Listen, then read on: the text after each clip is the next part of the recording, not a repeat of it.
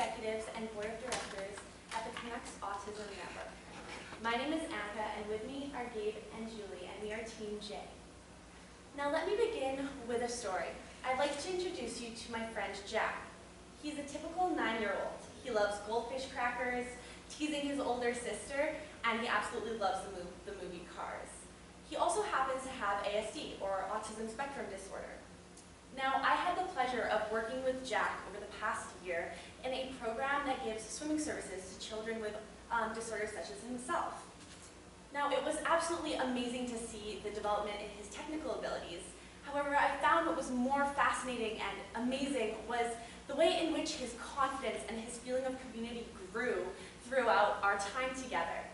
Now, we at Team J believe that it's through the actions of ordinary heroes such as yourselves that you can provide this sort of opportunity to Jacks all across British Columbia. Now, this is completely in line with your mission statement that is as follows. Now, that being to provide year-round sports and recreation programs for individuals and families living with autism, while increasing awareness and providing training in communities across British Columbia.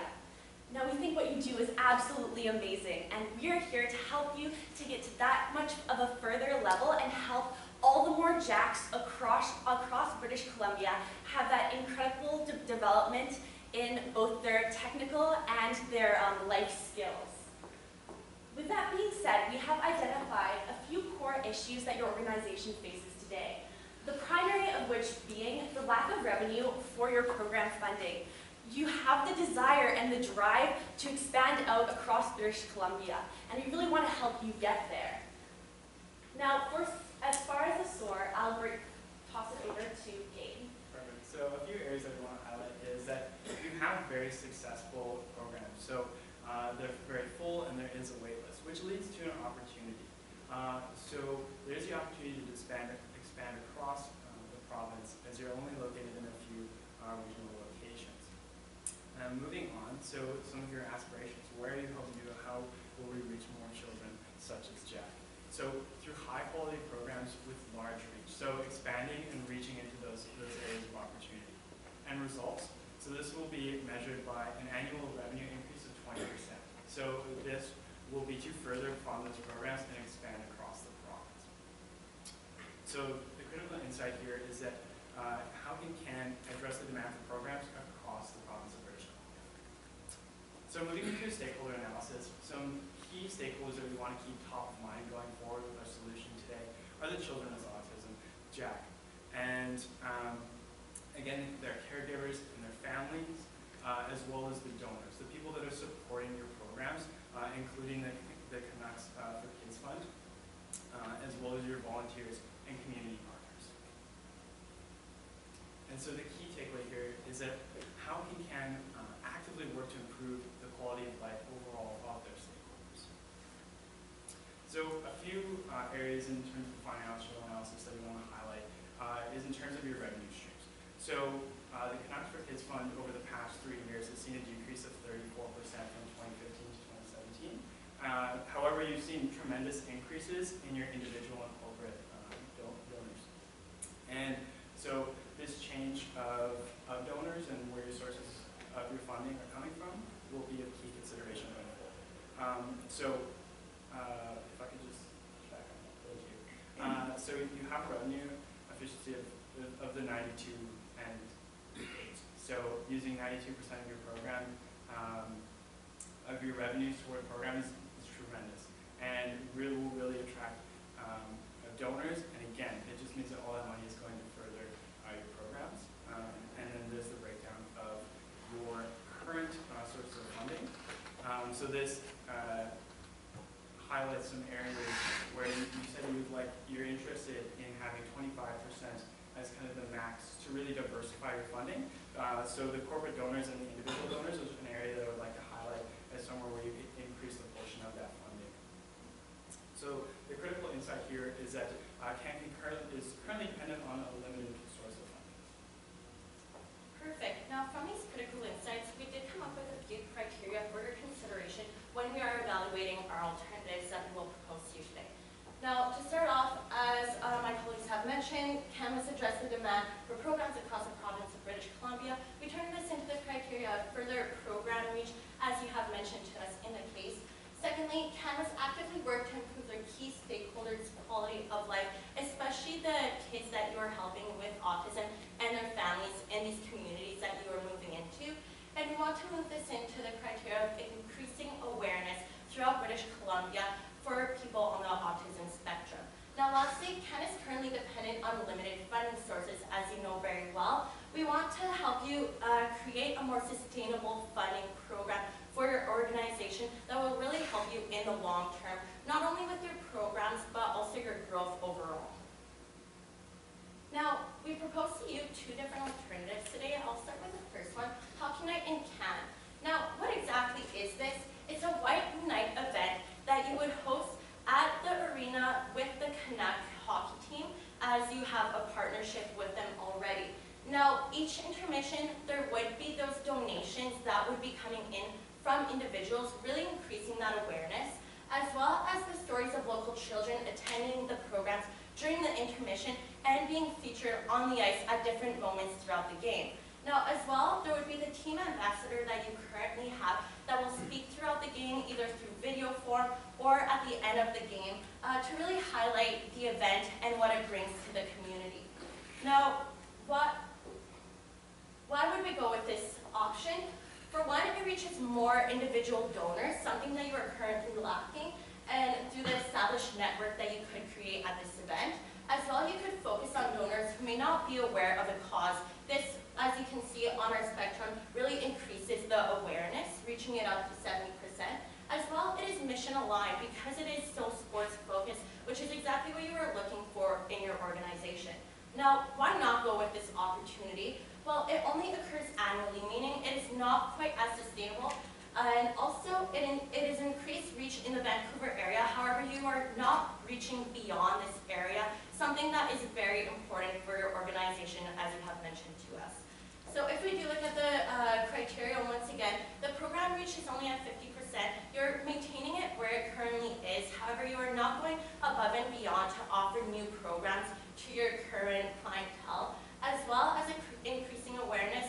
Although it does really broaden the amount of people that you are reaching, they are only in the Vancouver area. And lastly, for the sustainable funding, it does occur annually, bringing in that extra revenue. However, it is not assured that it can happen every year, meaning that there is that lack of 20% there. So if you look at the weighted average, it will be at a 67%. Now, looking at the second alternative we propose to you today is Yes You Can program. Now, what does this look like? You would reach out to local post-secondary institutions targeting specifically special education as well as education students receiving a degree in these programs.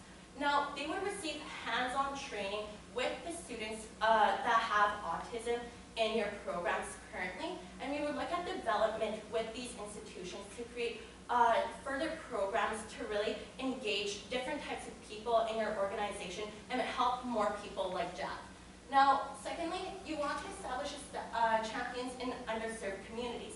What does this look like is that you would look for people in these communities, either students or faculty members, that are really leaders in their communities that could help you broaden the amount of people that are being reached with your programming, as well as the donations coming in.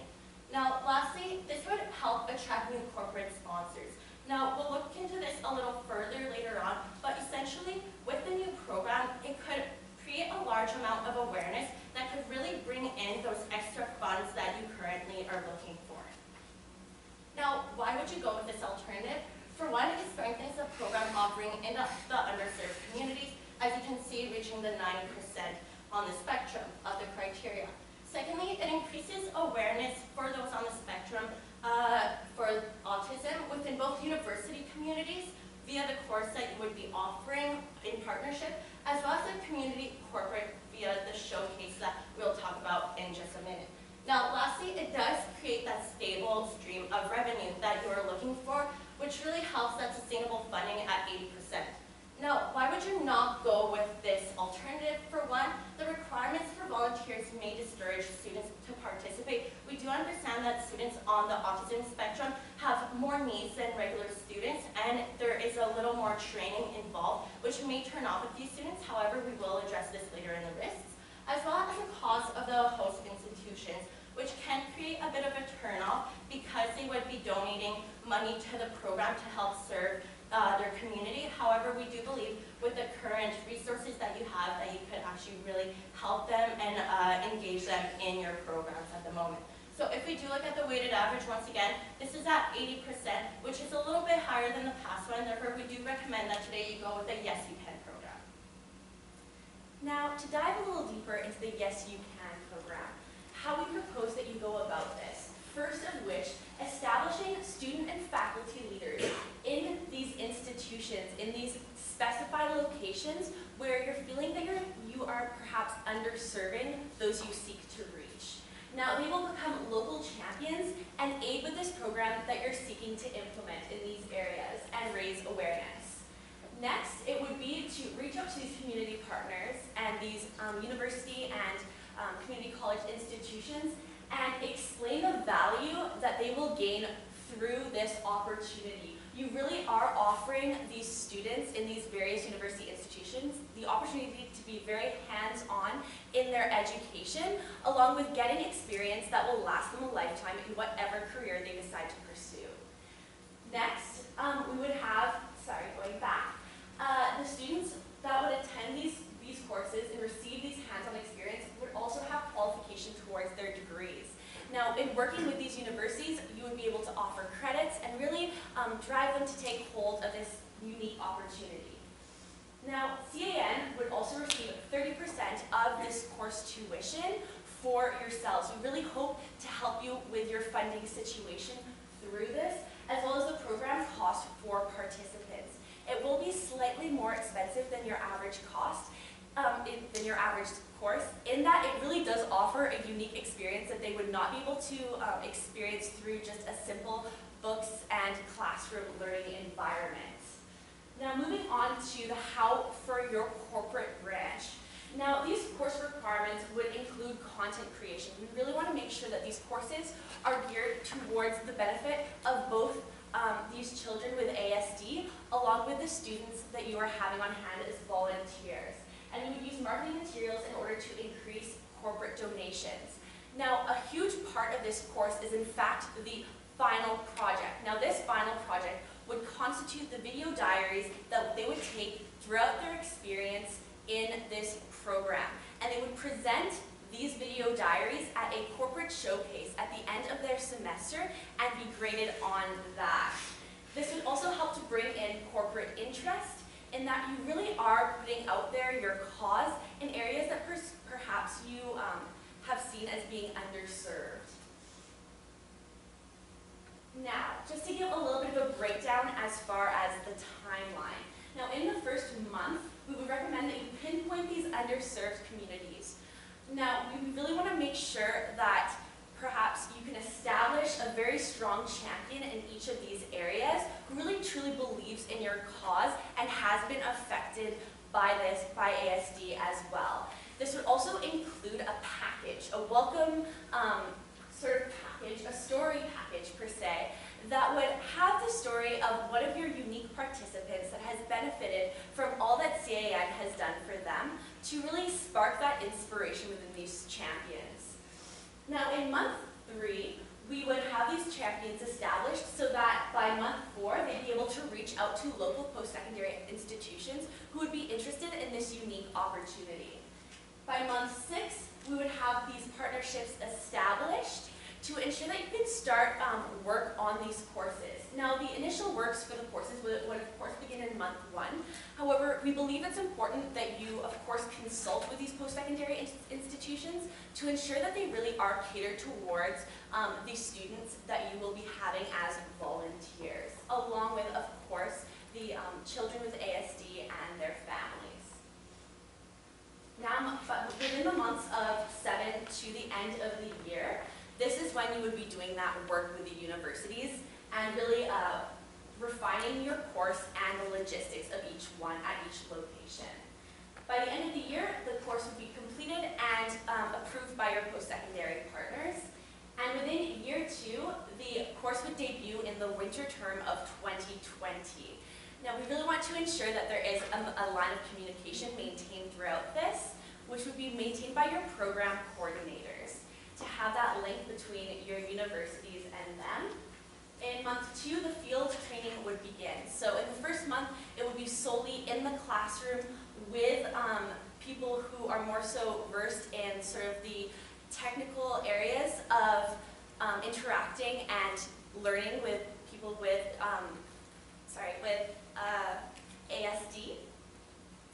And by month 3, there would be a mid-semester check-in and corporate invites would be sent out for the showcase. In month 4, field training would end and final projects would be submitted along with the corporate showcase being presented. All right, so now looking into some long-term goals in those next 3 years. So extending the summer camps to the students as well as the current offerings mentioned by Annika are only for those 2 semesters. And beyond that, as well as implementing a regular course of programs on the university within those locations, and increase from 2 to 4 classes. So just offering, again, more programming for the children with ASD in these areas. So now looking at a budget breakdown. So this is looking in that year 2021, that year that you want to have that 20% increase in revenues and reach those additional 750 children. So you're currently in a position where you're overall healthy, and so we're just looking to acquire that additional funding to again expand these operations. So that's why we've provided this budget 3 years out. So now as far as the program revenues that were generated by this, so the host institution will be contributing $15,000 to establish the program within these communities. Again, and they're being used as a launch point again for the greater community. So they'll be assisting with that process. And then the student modifiers, so these courses will be a little bit more expensive to get the buy-in from the students. Students are willing to pay an additional fee for that greater experience, and we feel that this will create a lot of buy-in from the students. And again, having the program revenue from the participants of the programs. So again, so that generates a significant portion of revenue, and then the rest of the funding will come from corporate and individual donations. So based on the revenue that you receive currently from the program offerings in comparison to the donations that you receive from corporates and individuals, this ratio will make some sense. And so this is, and yeah, so again, and throughout this, we'll be maintaining that program ratio of 90-10. So again, this is overall to ensure that the revenues earned from these programs and from your donations are still getting back to students like Jack. Perfect. Now, to look at a few risks that we did speak about a little earlier in the why not for this alternative, firstly, looking at the requirements that may discourage the student participation from these local universities.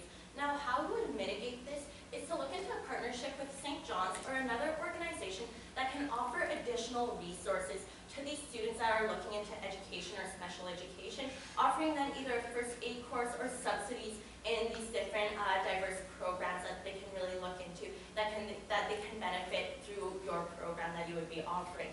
Now, secondly, looking at that liability in regards to partnership with students and institutions. Now, because these students would be working with students on the ASD spectrum, we do understand that there are liabilities involved that we do need to address today. So how we would work with this is have a clause in contracts with both the schools and the students in order to relieve that legal liability and really help to mitigate this issue.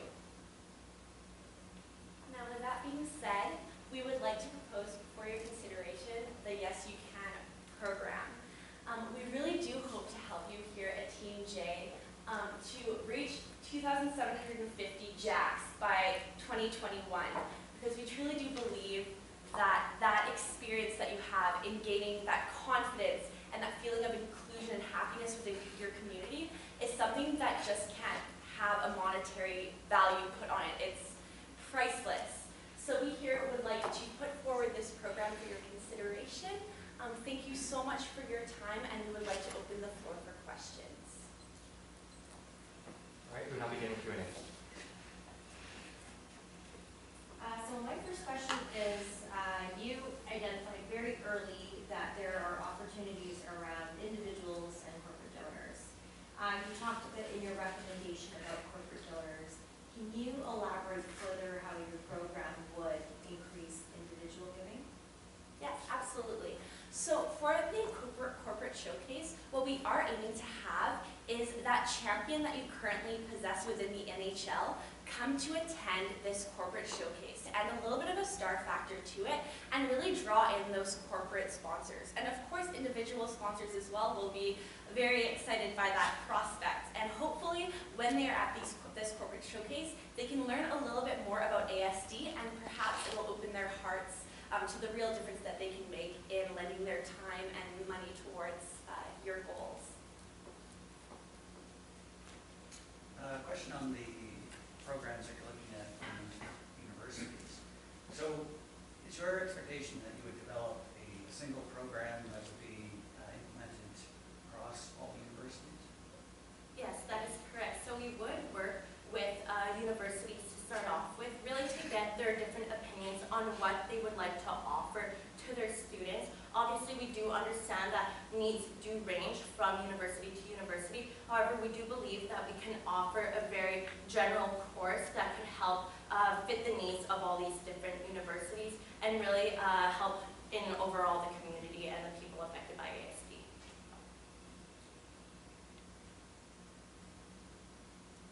The Yes You Can program, how would you differentiate that from a lot of the other requests that are made on the schools? There are a lot of nonprofits that would be interested in participating in initiatives in the schools. How would you see this program as different from some of the other ones that could be offered as benefits?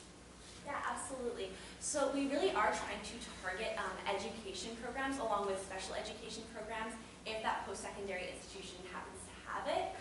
So what we offer is almost sort of a co-op experience within a course, and that's something that is not normally offered whatsoever. It would be very, very specialized and really have you stick out in the minds of these different post-secondary institutions and the opportunities that you would be providing for their students.